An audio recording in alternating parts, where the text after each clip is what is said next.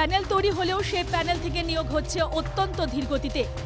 দ্রুত নিয়োগের দাবিতে বুধবার আইসিডিএস সুপারভাইজার পদে চাকরি প্রার্থীরা সল্ট লেকের শৈশালী ভবন অভিযান করেন।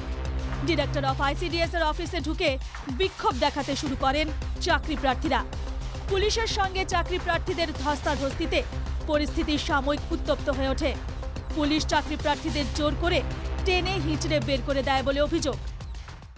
একটা লিস্ট মাত্র 50 জনের একটা লিস্ট বের করেছে, যেখানে 2931 জন আছে প্যানেলে, তার মধ্যে 136 জন আগে হয়েছে আর এখন 2795 জন বাকি জয়েনিংটা পাওয়ার। সেই জয়েনিংটা এরা দিচ্ছে না। আমরা বলেছি ম্যাম আপনারা স্পিডটা বাড়ান। এরা পিভিআর মেডিকেল হারিয়ে দিয়েছে, সব হারিয়ে ফেলেছে। বলছে আমরা কাজ করছি, আমাদের কাছে কি এমপ্লয়ি আছে? আইসিডিএস সুপারভাইজার আমাদের 2019 আমাদের এইটা একটা বেরিয়েছিল, ঠিক আছে। সেইখানে আমরা প্রত্যেকে এম প্যানেল ক্যান্ডিডেট, আমরা রেকমেন্ডেড ক্যান্ডিডেট দিয়েছি।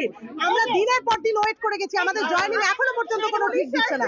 মাঝে মাঝে যেমন কুকুরের সামনে রুটি ছুড়ে দেয়, সেরকম করে 30 জন 50 জন করে ছাড়ে। এটা একটা ইয়ার্কি হচ্ছে। চাকরি প্রার্থীদের অভিযোগ, পুলিশ তাদের সঙ্গে অশালীন ব্যবহার করেছে, এমনকি গায়েও হাত তুলেছে। পুলিশ আমাদের টানতে টানতে হিড়হিড় করতে করতে ডিপার্টমেন্ট দিয়ে বের করেছে। একজনকে তো মেরেওছে, সে অজস্র কাঁদছে। আমার নাম কৃষ্টি মজুমদার। আইসিডিএস সুপারভাইজার পদে নিয়োগের জন্য পাবলিক সার্ভিস কমিশন 2931 জনের নাম সুপারিশ করেছিল।